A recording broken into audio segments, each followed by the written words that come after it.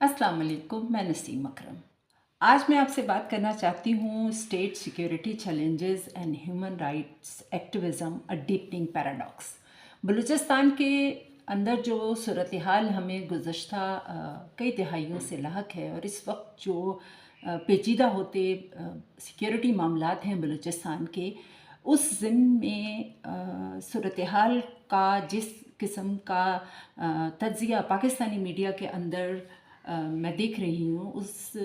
से मायूस होकर मैं अपना आर्गुमेंट जो है आपके सामने रखना चाहती हूँ। इसको समझने के लिए बलूचिस्तान के अंदर जो पेचीदा सूरत हाल है और जो बलूचिस्तान की अहमियत है पाकिस्तान के लिए और इस रीजन में, उसको समझने के लिए हमें एक तनाज़ुर मैं आपके सामने रखना चाहती हूँ। उसको बिल्ड किए बगैर और उसको समझे बगैर हम बलूचिस्तान के मामलात को नहीं समझ सकते। इसमें जो मैरीटाइम चेस बोर्ड है इस रीजन का, जिसमें एक जानिब स्ट्रेट ऑफ हॉर्मज़ है, जहाँ से दुनिया की जो ऑयल और जो दीगर रिफाइंड प्रोडक्ट्स हैं उनकी 25% ट्रेड जो है वो गुज़रती है और रोज़ाना की बुनियाद पर 18 से 20 मिलियन बैरल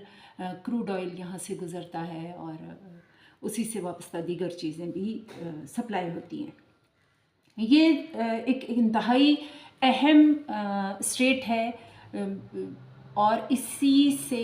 कनेक्टेड एक और अहम चोक पॉइंट जो यमन के करीब बाबुल मंदब का चोक पॉइंट है, जिससे दुनिया की जो ग्लोबल ट्रेड है उसका 9% यहाँ से गुज़रता है। ये साउथ से स्विस कैनाल के साथ इसे कनेक्ट करती है और इसे हम हुसी बागियों के हवाले से ज़्यादा जानते हैं। इस पर इस वक्त हुसी बागियों का कंट्रोल है और ये एक बहुत अहम आबी शाहराह है जिस पर 2023 से ऑनवर्ड सिक्योरिटी के ख़राब होते मामलात की वजह से एक डिक्लाइन देखने में आ रहा है और 40% के से भी ज़्यादा जो शिप ट्रैफिक है वो इस पर जो है वो कम हो चुकी है और 70% से ज़्यादा जो शिपिंग जो वॉल्यूम है उसमें कमी आई है। ये एनर्जी सिक्योरिटी और ट्रेड कनेक्टिविटी का एक अहम तरीन नेटवर्क है जो इंडियन ओशन में ग्लोबल मैरीटाइम इकोनॉमिक सिक्योरिटी को शेप करता है। ये वो कॉरिडोर है जो जहाँ से चाइना को एनर्जी सप्लाईज़ का 77% जो यहाँ से जाता है और ये स्टेट ऑफ मलाका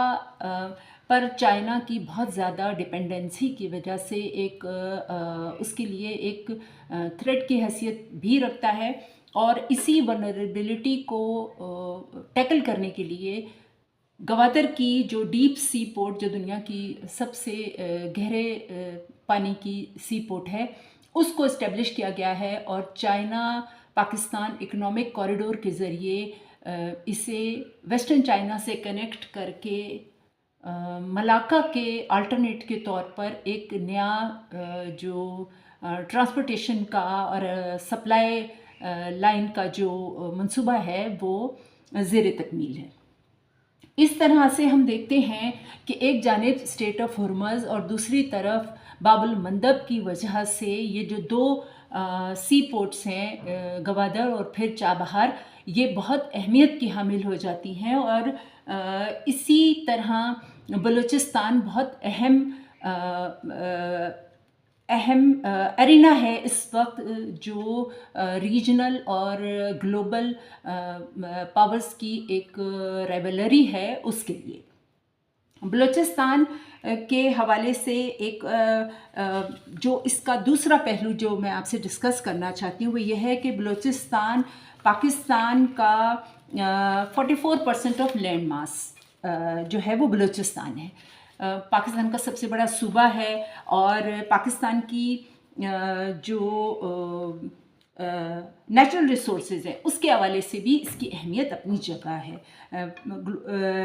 बलूचिस्तान जो है वेस्ट की तरफ से इसकी सरहद ईरान से मिलती है, नॉर्थ की तरफ से अफ़गानिस्तान से اور ایسٹ کی طرف سے یہ پنجاب اور سندھ سے جڑا ہوا ہے. ساؤتھ میں اس کے عریبین سی ہے. اس کی کوسٹل لائن جو ہے وہ تقریباً 650 میل لمبی ہے اور اس کے کوسٹل سٹیز مکران، جیوانی، گوادر، پسنی، سونمیانی اور اورماڑا ہے. اور اسی کے ساتھ ایک اہم ترین بات یہ ہے کہ بلوچستان کی جو آبادی ہے وہ پاکستان کی ٹوٹل آبادی کا 6.17% تقریباً ہے، اور یہ آبادی کے لحاظ سے ایک کم آبادی والا صوبہ ہے، پاکستان کا سب سے کم آبادی والا صوبہ، جس میں جو پاپولیشن کی اکثریت ہے وہ بلوچ اسپیکنگ 55.6% کے قریب جو لوگ ہیں وہ بلوچ اسپیکنگ ہیں. 29% سے کچھ زیادہ پشتو اسپیکنگ ہیں، 17% براہوی ہیں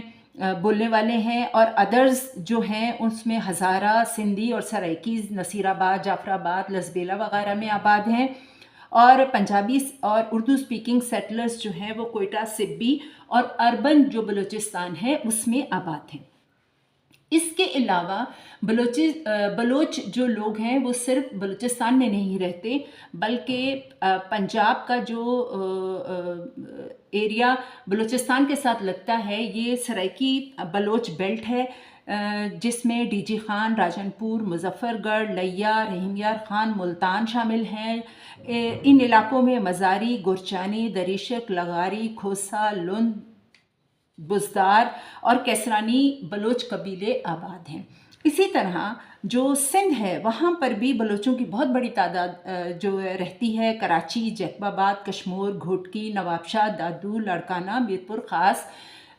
وغیرہ میں. بلوچستان ہسٹوریکلی ایک ریموٹ ریجن رہا ہے، لیکن بدلے ہوئے جو جیو اکنامک دنیا ہے اس کے اندر بلوچستان کی ایک بہت اہم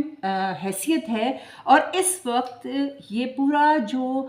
ایریا ہے اسی سے کنیکٹڈ مڈل ایسٹ، یہ اس وقت ہارٹ آف میجر پاور رائیولریز ہے. اس میں ریجنل جو کمپلیکسٹیز ہیں وہ اپنی جگہ ہیں اور ریجنل ایکٹرز بھی اس میں شامل ہیں. اور یہ جو گریٹر یوریشین ایک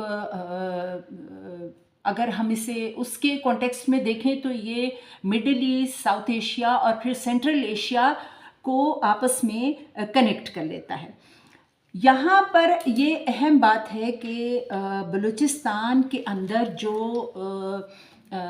صورتحال سیکیورٹی کے حوالے سے ہم نے گزشتہ 2 دنوں میں دیکھی ہے، بلوچستان میں گوادر، کوئٹہ، پنجگور، مستونگ، نوشکی سمیت کئی علاقوں میں خودکش بمبار اور جو عسکریت پسند، علیحدگی پسند ہیں انہوں نے منظم حملے کیے، جس میں سیکیورٹی فورسز کے ساتھ ان کی جھڑپیں ہوئیں اور 150 سے زیادہ ملیٹنٹس مارے گئے. کئی سیکیورٹی پرسنلز جو ہیں وہ شہید ہوئے. 18 شہری جو ہیں وہ ان کی شہادت کی اطلاعات ہیں. اور بی ایل اے نے اس کی ذمہ داری قبول کی ہے. اور اس طرح اگر اس کی اہمیت کا اندازہ لگایا جائے تو آپ یہ سمجھ سکتے ہیں کہ پاکستان کا 44% جو رقبہ ہے، جو 44% پاکستان ہے، وہ عملاً اس وقت ہمیں ملیٹنسی کا شکار نظر آ رہا ہے. یہ وہ علاقہ ہے جس کے اندر پاکستان کی سیکیورٹی فورسز کو علیحدگی پسند، عسکریت پسندوں کا مقابلہ کرنا ہے. اس کی ایک لمبی کوسٹل لائن ہے. اس کے ایک جانب ایران ہے جو مڈل ایسٹ کی سیاست کی وجہ سے مستقل دباؤ کا شکار ہے. اس کو سیکیورٹی کے حوالے سے امریکہ اور اسرائیل کی جو تازہ ترین ایران کے اندر ریجیم چینج کی جو ان کا آن گوئنگ ایک آپریشن چل رہا ہے، اس کے حوالے سے ایران جو ہے وہ ڈسٹرب ہے. और इसी के साथ इसका एक बॉर्डर अफ़गानिस्तान से लगता है, और अफ़गानिस्तान गुज़श्ता 5 दहाइयों से ज़्यादा से अमलन जो है वो जंग की सूरत हाल, पहले सोवियत यूनियन की वजह से, बाद में वॉर अगेंस्ट टेररिज्म की वजह से, और अब तालिबान और भारत की जो स्ट्रेटेजिक पार्टनरशिप हुई है उसके बाद एक बहुत ही प्रॉब्लमेटिक रीजन की शक्ल में हमारे सामने आता है। ये जो सूरत हाल है इसके अंदर स्टेट की सिक्योरिटी जो चैलेंजेस हैं और जो ह्यूमन राइट्स एक्टिविज़म हमें पाकिस्तान के अंदर देखने को मिला है, इसमें एक गहरा होता हुआ पैराडॉक्स है जिसको समझने की ज़रूरत है। मेरे नज़दीक जो इसका कोर पैराडॉक्स है वो ये है कि स्टेट की सिक्योरिटी अहम है या शहरियों के हुकूक अहम है। ये दोनों ही बातें अहम हैं, लेकिन ज़िंदा रहेंगे और बाकी रहेंगे तो लिबर्टी भी होगी और फ्रीडम ऑफ स्पीच और फ्रीडम ऑफ जो भी आपको फ्रीडम चाहिए वो ज़िंदा रहने से मशरूत है। अगर आप ज़िंदा नहीं हैं तो आपको कोई लिबर्टी भी नहीं मिल सकती। और ये जो एक बहुत ही कॉन्टेक्चुअलाइज्ड एक हमारे जो एक्टिविज़म है हमारी सोसाइटी के अंदर, हमारे मुल्क के अंदर, और इसको हमें इंटरनेशनल मीडिया भी और इंटरनेशनल जो ऑर्गेनाइजेशंस है ह्यूमन राइट्स की, और जिनके अपने मफादात हैं, जिनका अपना एक एजेंडा है और जिसको वेस्टर्न पावर्स बहुत ज़्यादा जो है उसकी पैट्रनेज करती हैं, उनका अपना एक बहुत ही नाइव एब्स्ट्रैक्ट यूटोपियन उनका एक्टिविज़म है, जिसका मुकाबला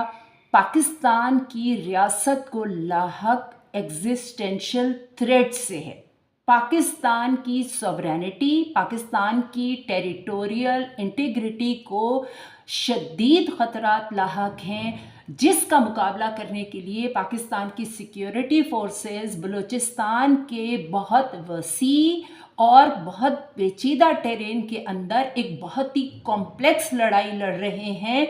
ये मल्टी डायमेंशनल लड़ाई है, इसके कई फरीक हैं, कई एक्टर्स हैं। यहाँ पर दुनिया भर की जो इंटेलिजेंस एजेंसीज़ हैं वो यहाँ काम कर रही हैं।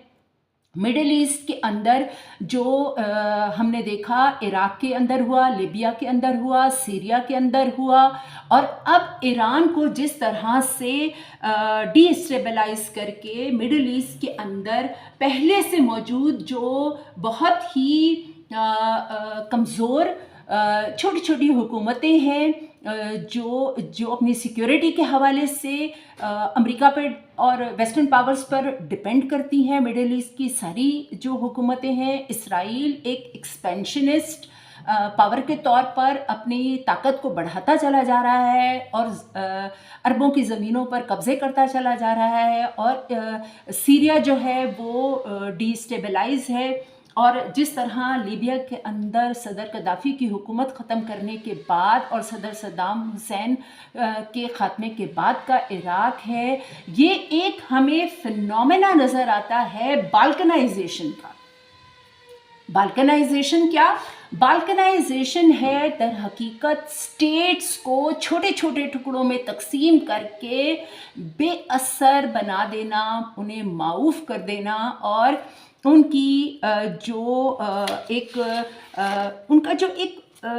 मुनज़्ज़म ताकत है उसको बिल्कुल टुकड़े टुकड़े कर देना है। ये जो बाल्कनाइजेशन का प्रोसेस हमें नज़र आया है, ये हमें ईरान के अंदर जो अभी जो ताज़ा तरीन अमेरिका का ऑपरेशन है इसके दौरान भी हमें नज़र आया है। और ईरान के जो बलोच एरियाज़ हैं, ईरान के अंदर कुर्दिश और बलोच जो रीजन्स हैं उनके ऊपर बहुत ज़्यादा काम हुआ है, और यहाँ तक सुनने में आया है कि वहाँ तो कॉन्स्टिट्यूशंस तक डिस्कस हो रहे हैं आलमी जो एजेंसीज़ हैं उनके साथ, कि अगर ईरान टूटेगा तो फिर किस किस्म के कॉन्स्टिट्यूशंस होंगे इन मुजव्वज़ा जो स्टेट्स होंगी। पाकिस्तान को भी दर हकीकत بلوچستان کے اندر جس قسم کے خطرات کا سامنا ہے، اور دوسری طرف KPK کے اندر اس کو TTP کی شکل میں جس انسرجنسی کا سامنا ہے، در حقیقت وہ اس ریجن کے اندر پاکستان جو ایک ایٹامک پاور ہے اور ایران جو ایک بڑی پاور ہے، جس کا اپنا ایک اسفیئر آف انفلوئنس ہے نہ صرف مڈل ایسٹ میں بلکہ سینٹرل ایشیا کے اندر بھی، اس کو بالکنائز کر کے اس کو ٹکڑوں میں توڑنے کا ایک پلان جو ہے وہ آن گوئنگ ہے۔ اس کے باوجود پاکستان کے اندر جو میڈیا اور پاکستان کا جو ہیومن رائٹ ایکٹیوسٹ کا ٹولہ ہے، وہ اسٹیٹ کو درپیش ان خطرات کو سمجھنے کے لیے تیار نہیں ہے۔ وہ ایک خلا کے اندر ہیومن جو رائٹس ہیں ان کے لیے ان کی بات کر رہا ہے۔ بلوچستان کے عوام کی گریوینسز اپنی جگہ ہیں، ان کی پاورٹی اور ان کی جو انفراسٹرکچر بلڈنگ کے حوالے سے شکایات ہیں وہ اپنی جگہ ہیں، نیچرل ریسورسز کے حوالے سے لوکل جو لوگ ہیں ان کے حق کی بات اپنی جگہ ہے، حق دو تحریک اپنی جگہ ہے۔ لیکن اس کے باوجود اگر کوئی ریاست اپنی ایگزسٹنس کے حوالے سے اس قسم کے سیکیورٹی کے خطرات سے دوچار ہوگی تو وہاں پر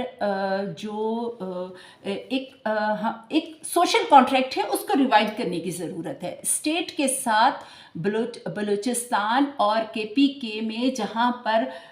سیکیورٹی کے معاملات جو ہیں وہ تیزی سے بگڑ رہے ہیں، ریاست کو چاہیے کہ وہ عوام کو اعتماد میں لینے کے لیے جو بھی درکار معاملات ہیں، ریگولیشن کے معاملات ہیں، جو لیجیٹیمیسی کو یقینی بنانے کے معاملات ہیں، جو ہیومن رائٹس کے حوالے سے مانیٹرنگ کے معاملات ہیں، ان کو مد نظر رکھیں۔ عوام کو پریشانیاں جو ہیں وہ ان کے حوالے سے ضرور سوچ بچار کریں، اور جو پاکستان کے وسائل اور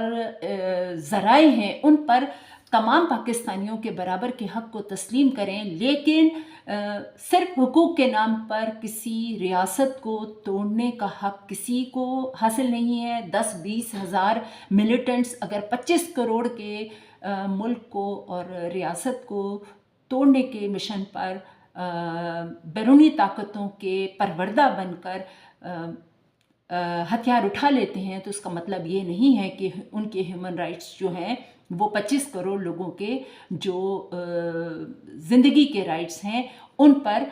فوقیت ان کو حاصل ہو سکتی ہے۔ اس پیراڈاکس کے اندر نیویگیٹ کرنے کے لیے ہیومن رائٹس اور میڈیا اور اسٹیٹ، ان تمام ایکٹرز کو آپس میں مل کر بیٹھنا پڑے گا اور پاکستانی عوام کو درست معلومات درست تناظر کے ساتھ پہنچانی پڑیں گی، ورنہ یہ جو المیہ ہے، بیانیے کا المیہ، یہ اسی طرح سے ذہنوں کو پراگندہ کرتا رہے گا۔